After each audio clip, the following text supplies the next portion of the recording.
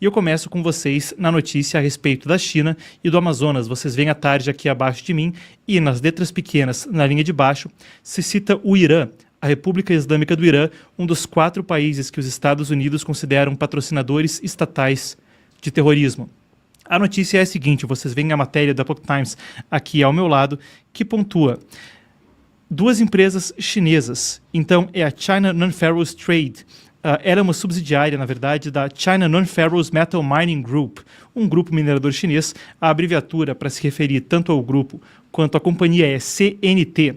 Então, essa CNT adquiriu participações da maior reserva de urânio do Brasil. Ela fica no estado do Amazonas e, como eu dizia na introdução do programa, esse grupo empresarial e, claro, a subsidiária que adquiriu as participações pertencem à República Popular da China, são estatais, então, com controle do Partido Comunista Chinês.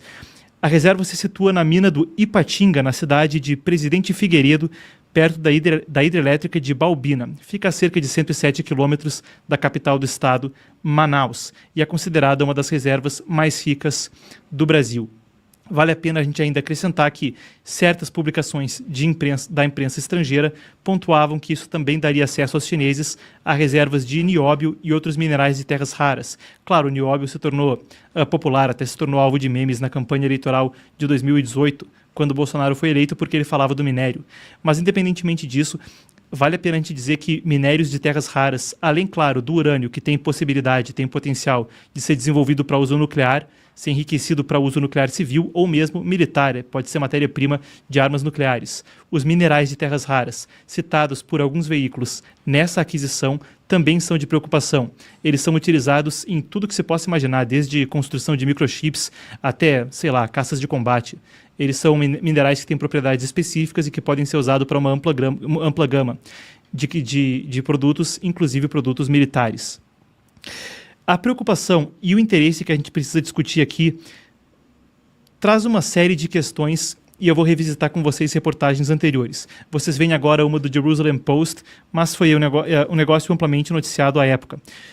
O Jerusalem Post, claro, é um jornal israelense de língua inglesa e fala que documentos obtidos por Israel, documentos sigilosos das autoridades israelenses, mostravam que em 2009 já havia na América do Sul antes um projeto onde venezuelanos estavam enviando da região amazônica urânio para o Irã.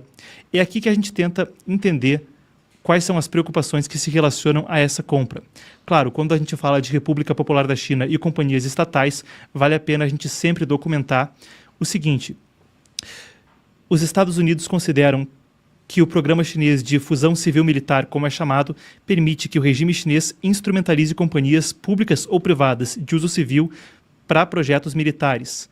Além disso, a gente acrescenta a própria doutrina de guerra do Exército de Libertação Popular, o Exército do Partido Comunista Chinês, não da República Popular da China. É isso, as Forças Armadas da China respondem ao partido, não ao Estado. Ao partido e não ao Estado, e por isso são também um instrumento de política. Quando a gente fala especificamente, tendo isso em mente, dessa companhia, a CNT, isso traz uma preocupação em especial. A próxima imagem que vocês veem ao meu lado é de um indiciamento do sistema de justiça dos Estados Unidos, do Departamento de Justiça americano, o DOJ, falando que Carl Lee, um homem que assumia esse pseudônimo, foi indiciado em Manhattan, numa corte federal, por utilizar uma rede de companhias de fachada para evadir sanções iranianas. O nome de verdade do tal do Carl Lee é Lee Fang-wei. E ele foi indiciado por violar uma série de sanções americanas com companhias de fachadas para, percebam, dar ao Irã armamento, dar ao Irã equipamento precursores de armamento, recursos minerais, recursos de uma diversidade de tipos que poderiam ser utilizados para fins, inclusive, nucleares. O que diz o procurador do caso? Aspas para ele agora. O nome dele é o procurador Barara, nos Estados Unidos, até um nome estrangeiro aqui, mas é o nome do procurador.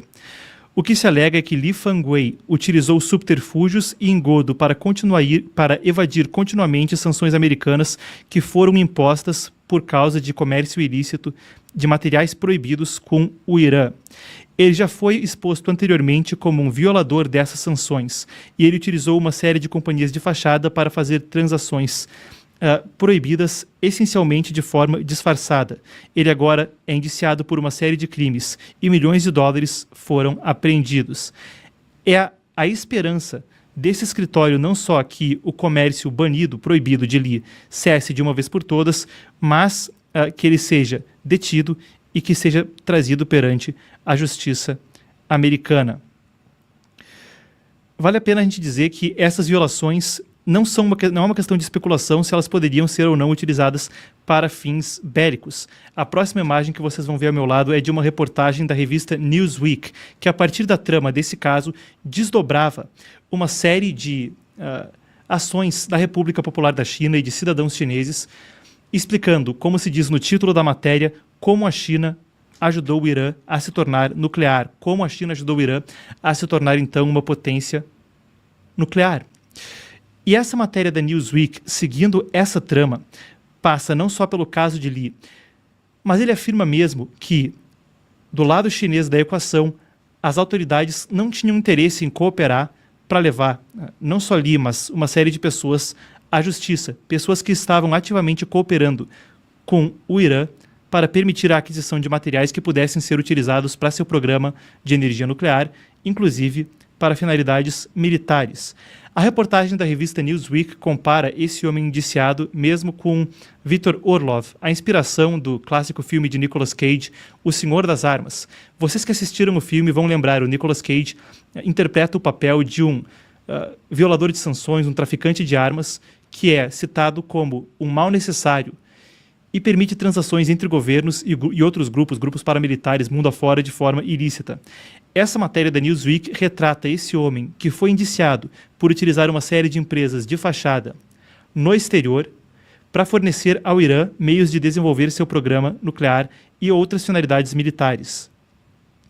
A reportagem é interessante e traz uma série de outras condenações, mas o que ela mostra de forma inequívoca e comprovado por fontes primárias, como o indiciamento que a gente mostrou agora há pouco, é de que, muitas vezes, o Estado chinês tem conivência, tem permissividade, ou mesmo de forma dolosa, instrumentaliza companhias no exterior, sejam elas de fachada, privadas, ou mesmo companhias estatais, para fins de uso duplo civil-militar. O que está também além de questionamento é a proximidade crescente do regime chinês com o Irã. Perceba, o regime iraniano se tornou parte da Organização de Cooperação de Xangai, e crescentemente extremistas islâmicos têm se aproximado do Partido Comunista Chinês. O caso mais explícito sendo talvez o do Talibã, que após retomar o controle do Afeganistão, procurou, em Pequim, o aliado de primeira hora, aquele que lhe daria legitimidade. Não é coisa nova, afinal, no século passado a gente viu mesmo a União Soviética por trás de alguns dos principais movimentos terroristas do Oriente Médio, fosse a Organização para a Libertação da Palestina e mesmo Yasser Arafat, documentadamente, tinha laços que o faziam ser considerado por muitos um agente do serviço secreto soviético. Agora, aonde se torna interessante da perspectiva diplomática e traz do abstrato, desse risco que eu descrevi há pouco, para o concreto, e traz uma preocupação de primeira hora, imediata, para as autoridades brasileiras, algo a ser monitorado no contexto delicado das relações do Brasil com potências ocidentais, é que essa mesma empresa, a CNT, foi alvo de preocupações, a palavra sanção é forte, mas de restrições por governos estaduais dos Estados Unidos por laços que potencializariam seu comércio com o Irã. Então, a gente tem uma imagem aqui, eu vou colocar ela na tela para vocês, isso é retirado de um fundo, aqui, perfeitamente, isso é retirado de um documento do governo estadual do Alasca, onde ele lista companhias que têm laços materiais com o Irã, e entre elas está, veja só, China Non-Ferrous Metal Industry and Foreign Engineering and Construction, uma empresa do mesmo grupo que agora adquire participações no urânio brasileiro. Claro, o Irã, reitero, é alvo de preocupações pelo desenvolvimento de seu programa nuclear e considerado pelos Estados Unidos um patrocinador estatal de terrorismo, por isso mesmo alvo de sanções. Enquanto eu coloco agora na tela a imagem de uma companhia, de uma restrição que vem do estado do Alasca, a reportagem do Epoch Times, e a gente apurou isso através da base de dados Open Sanctions, que lista as restrições a empresas que são de conhecimento público, a gente tem ainda o seguinte, a apuração de que Flórida também teve restrições similares, A gente tem ainda outros estados. Eu peço um instante agora, eu leio agora da lista de restrições. Então, a gente tem Mississippi, Flórida, Alasca, Iowa, vigiando esse grupo por seus laços com o Irã. A gente tem ainda a própria China Non-Ferrous Metal Mining Group. Essa mesma companhia, cuja subsidiária adquire agora a participação na maior reserva de urânio brasileira, envolvida na construção de instalações no Irã. Isso é o que causa a ela mesmo restrições no exterior, e a matéria do Wall Street Journal. O Wall Street Journal, então, registrava. Aqui, essa é a apuração. Uma unidade da China Non-Ferrous forneceu projeto de engenharia, fornecimento e instalação de equipamentos, construção e serviços de treinamento para uma indústria siderúrgica iraniana, entre outros projetos que o grupo fornece no Irã. O agregado de restrições já estabelecidas por governos estaduais dos Estados Unidos anteriormente, o precedente de governos próximos à China enviando material ao Irã, cite-se o caso da Venezuela, como a gente pontuou, uma coisa que foi documentada mesmo pelo governo israelense.